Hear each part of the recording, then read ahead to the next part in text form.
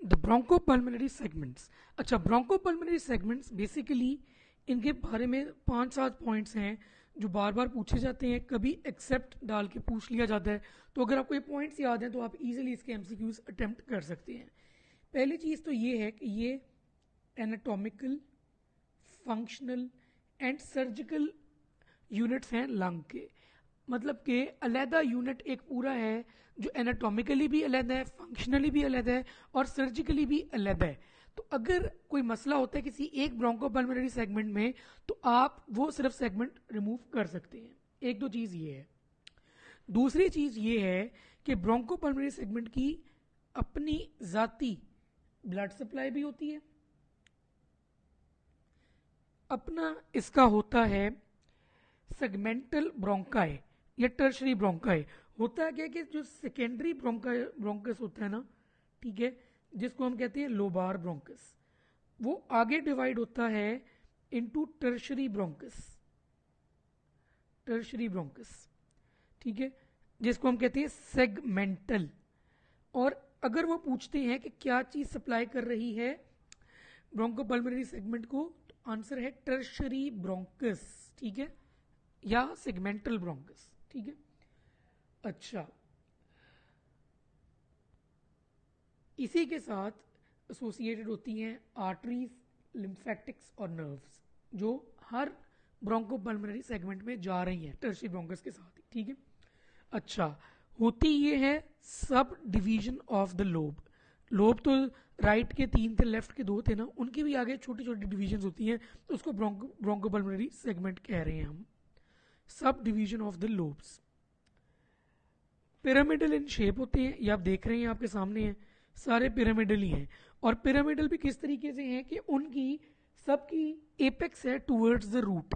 ये रूट है ना, अगर फर्ज करें, ठीक है, तो ये देखिए कि इसकी भी एपेक्स रूट की तरफ है, इसकी भी एपेक्स रूट की तरफ है, इसकी भी एपेक्स रूट की तरफ है। इसी तरीके से सबकी एपेक्स होती है टूवर्ड्स द रूट, ठीक है। अगली बात जो आपने याद रखनी है वो ये है कि ये सराउंडेड हैं बाय कनेक्टिव टिश्यू। अब एक बहुत इंपॉर्टेंट चीज जिसमें लोग कंफ्यूज भी होते हैं वो ये है, आपने ये याद रखना है कि राइट और लेफ्ट लंग दोनों के दोनों, ठीक है, दोनों में 10 ब्रोंकोपल्मोनरी सेगमेंट्स इन ईच, ठीक है, 10 सेगमेंट्स इन बोथ लंग्स। गिन ले बेशक, सुपीरियर, मिडिल, इंफीरियर लोब है, 1 2 3 सुपीरियर में, 2 मिडिल में और फिर 5 इंफीरियर लोब में राइट में। लेफ्ट में 5 सुपीरियर लोब में और 5 इंफीरियर लोब में, 10 हो जाते हैं, ठीक है। दोबारा से, ब्रोंकोपल्मोनरी सेगमेंट्स एनाटॉमिकल, फंक्शनल और स्ट्रक्चरल और सर्जिकल जो है यूनिट्स हैं। अपनी ब्लड सप्लाई होती है, टर्शियरी ब्रोंकस से सप्लाई होती है, सब डिवीजन है लोब्स की, पिरामिडल होते हैं, एपेक्स रूट की तरफ होती है, कनेक्टिव टिश्यू सराउंड होते हैं और 10 होते हैं दोनों तरफ, राइट में भी 10 और लेफ्ट में भी 10। यही चीजें पूछी जाती हैं इसमें। आगे इनके नाम भी हैं लेकिन वो इतने इंपॉर्टेंट नहीं है। जब आप राबिया अली के एमसीक्यूज करेंगे तो उसमें आप देख लेंगे कि 1-2 सेगमेंट्स है जिनके बारे में पूछा गया, वो आपने उधर ही उनको रूट लर्न कर लेना है। इनके नाम याद करने की ज़रूरत बिल्कुल भी नहीं है। जो एस्पिरेशन वाले पॉइंट्स हैं, ठीक है, वो आपकी रेस्पिरेशन वाला जो लेक्चर है उसमें कवर हो चुके हैं। और इसमें जो एक चीज़ आपने और याद रखनी है वो ये है कि जब ब्रोंकोस्कोप आप पास करते हैं तो उसमें आपको जो सबसे पहला जो नज़र आता है वो है राइट अपर लोब, एक चीज़। और दूसरी चीज़ आपने याद ही रखनी है कि जो फीटल लाइफ होती है उसके अंदर जो लेफ्ट सेकंड ब्रोंकोपल्मोनरी सेगमेंट होता है ना, वो एब्सेंट होता है। बस ये 2 चीज़ें और याद रखनी है, बाकी यही चीज़ें हैं जो ब्रोंकोपल्मोनरी सेगमेंट्स के बारे में पूछी गई हैं। आगे चलते हैं इनके एमसीक्यूज की तरफ। ये देखिए, वही functional unit of the lung है, ओन ब्लड सप्लाई है, 10 on each side, segments present in the right lung 10 होते हैं, left segment is absent at birth in foetal life, bronchopulmonary segments of lung is supplied by segmental bronchi and tertiary pulmonary artery. ये मैं को पहले बता चुका हूँ। और during bronchoscopy of the right lung what is seen first, upper lobe. यही MCQs जो है वो जो पहले पूछे गए हैं। अब आती है जी blood supply of the lungs, ठीक है। ब्लड सप्लाई ऑफ लंग्स में दो तरह की हैं। एक है आपके पास ब्रोंकियल आर्टरीज के थ्रू, जिन्होंने लंग के टिश्यू को सप्लाई करना है, और एक है पल्मोनरी आर्टरी के थ्रू, जिन्होंने एल्वियोलाई को सप्लाई करना है। जो एल्वियोलाई वाली है पल्मोनरी आर्टरी के थ्रू एल्वियोलाई में गई, ठीक है, और एल्वियोलाई से पल्मोनरी वेन के थ्रू अल्टीमेटली वो रिटर्न हो गई इनटू द लेफ्ट एट्रियम। वो हार्ट वाले में आप देख सकते हैं कि कहाँ पे खुल रही है पल्मोनरी वेन्स। उसके बाद आ जाती है ब्रोंकियल आर्टरीज। ब्रोंकियल आर्टरीज जो हैं ये सप्लाई करती हैं टू द लंग टिश्यू, ठीक है, और ये अल्टीमेटली निकलती हैं ऐसे ब्रोंकियल वेन्स, और ब्रोंकियल वेन्स ड्रेन कर रही होती हैं into azygos and hemi azygos veins. बस यही चीज ब्लड सप्लाई में आपने याद रखनी है। ब्रोंकियल और पल्मोनरी सर्कुलेशंस हैं और ये इसके बारे में है। उसके बाद आ जाती है आपके पास lymphatic drainage. Lymphatic drainage of the lungs में आपने क्या याद रखना है कि दो तरह की लिम्फ अरेंजमेंट है। एक है सुपरफिशियल, एक है डीप। जो सुपरफिशियल है ये कर रहे होते हैं beneath the visceral pleura. Visceral pleura के बिल्कुल नीचे होते हैं। सुपरफिशियल है ना, ऊपर की तरफ है, और ये ड्रेन कर रहे होते हैं सरफेस ऑफ द लंग को, क्योंकि सरफेस में है तो फिर सरफेस को ड्रेन करेंगे टूवर्ड्स द हाइलम। हाइलम की तरफ ड्रेन करेंगे और अल्टीमेटली जाएंगे into the bronchopulmonary lymph nodes. Bronchopulmonary lymph nodes, ये याद रखना है। जो डीप है, ठीक है, वो बेसिकली ड्रेन कर रहे होंगे ब्रोंकाई को और पल्मोनरी वेन्स, ब्रोंकाई और पल्मोनरी वेन्स के इर्द गिर्द होंगे, और ये ड्रेन करके जा रहे होंगे इनटू द पल्मोनरी नोड्स, ठीक है। सुपरफिशियल जा रहे हैं ब्रोंको पल्मोनरी नोड्स में, डीप जा रहे हैं इनटू द पल्मोनरी नोड्स। फिर ये दोनों चले जाते हैं मिलके इन द,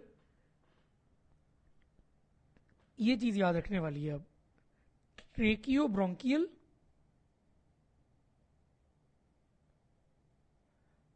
और ब्रोंको मीडियस्टाइनल लिम्फ नोड्स, ठीक है। तो अगर वो पूछते हैं कि अल्टीमेटली लिम्फ कहां पे जाता है लंग्स का, तो वो है tracheobronchial and bronchomediastinal lymph nodes. इसमें आपने सिर्फ यही याद रखना है। इसके बाद आ जाती है नर्व सप्लाई। नर्व सप्लाई भी जैसे मैंने आपको अभी बताया है कि उसकी सुपरफिशियल और डीप थी ना, इसमें भी आपने, इसमें जो प्लेक्सेस हैं वो दो हैं नर्व सप्लाई में, ठीक है। एक आ जाता है आपके पास एंटीरियर पल्मोनरी प्लेक्सस, एक आ जाता है पोस्टीरियर पल्मोनरी प्लेक्सस, और दोनों के अंदर सिंपैथेटिक भी है और पैरासिम्पैथेटिक भी है। सिंपैथेटिक भी है, पैरासिम्पैथेटिक भी है। बस इसमें और चीज याद रखने वाली एक इंपॉर्टेंट सिर्फ ये है कि ये आपको पता ही है कि सिंपैथेटिक ने बेसिकली पैरासिम्पैथेटिक ने अल्टीमेटली ब्रोंको कंस्ट्रिक्शन करवानी है और इंक्रीज ग्लैंडुलर सिक्रीशन करवानी है। ये आपको पता ही पता है, इसमें कोई वो मसला नहीं है याद रखने में। अब जो पूछा जाता है ना, दो तीन चीजें, एक तो याद ये रख ले कि पैरासिम्पैथेटिक सप्लाई जो होती है ना वो होती है वाया वेगस। एक तो बस ये चीज याद रख लें। और एक चीज याद रखने वाली ये है कि जो लोअर एयरवेज हैं, लोअर एयरवेज उनकी होती है फ्रॉम T3 टू T4। असल में ये होती है। अब जो MCQ आए हुए हैं ना बार बार, वो लिखा होता है T1 to T4, T3 to T4 option में नहीं होता। लेकिन अगर T3 टू T4 ऑप्शन में हो तो आपने वो चूज करना है, वरना T1 टू T4 वाली ऑप्शन चूज कर लेनी है आपने, ठीक है। अच्छा, ये हो गई इसकी नर्व सप्लाई। अच्छा, एक आध क्वेश्चन पहले मैं आपको बताता चलूं कि पूछा ये जाता है कि लंग रूट जो है वो सिंक करती है कहां पे ड्यूरिंग रेस्पिरेशन। लंग रूट कहां पे सिंक करती है ड्यूरिंग रेस्पिरेशन, एक ये क्वेश्चन 2-3 दफा है। उसका आंसर है पल्मोनरी लिगामेंट, ठीक है। एक तो ये याद रख लें बात, रूट लर्न कर लें, ऐसे कुछ नहीं होता।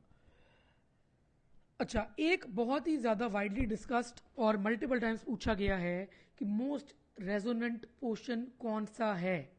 मोस्ट रेजोनेंट पोर्शन कौन सा है? अगर वो पूछते हैं ना कि बैक से अगर आप कर रहे हो ऑस्कल्टेट, तो बेसिकली मोस्ट बेसिकली रेजोनेंस कहाँ तक ऑस्कल्टेट हो सकती है? बैक से। तो आंसर होगा बैक से ऑस्कल्टेट हो सकती है till the 10th rib. Back से ऑस्कल्टेट हो सकती है टिल द 10th रिब। अगर वो पूछते हैं कि मोस्ट रेजोनेंट पार्ट या बेस्ट साइट कौन सी है बैक से, ठीक है, बेस्ट साइट पूछते हैं तो वो है 8th रिब का लेवल, ठीक है। यहां तक हो सकती है ऑस्कल्टेट और रेजोनेंट होगी, बेस्ट है 8th रिब। अच्छा, अगर आप सामने से कर रहे हैं ऑस्कल्टेट और वो पूछते हैं कि बेसिकली मोस्ट रेजोनेंट पार्ट कौन सा है, तो फिर आप उसमें चूज करेंगे रिब्स 2 to 4 को प्रेफर करेंगे ऑन रिब्स 4 to 6, ठीक है। ये 3 चीजें ये आपको रूट लर्निंग करनी पड़ेंगी, ठीक है, लेकिन ये बहुत इंपॉर्टेंट है, बहुत इंपॉर्टेंट है, इसको रूट लर्न कर लें। तो ये हो गया आपका पूरा टॉपिक।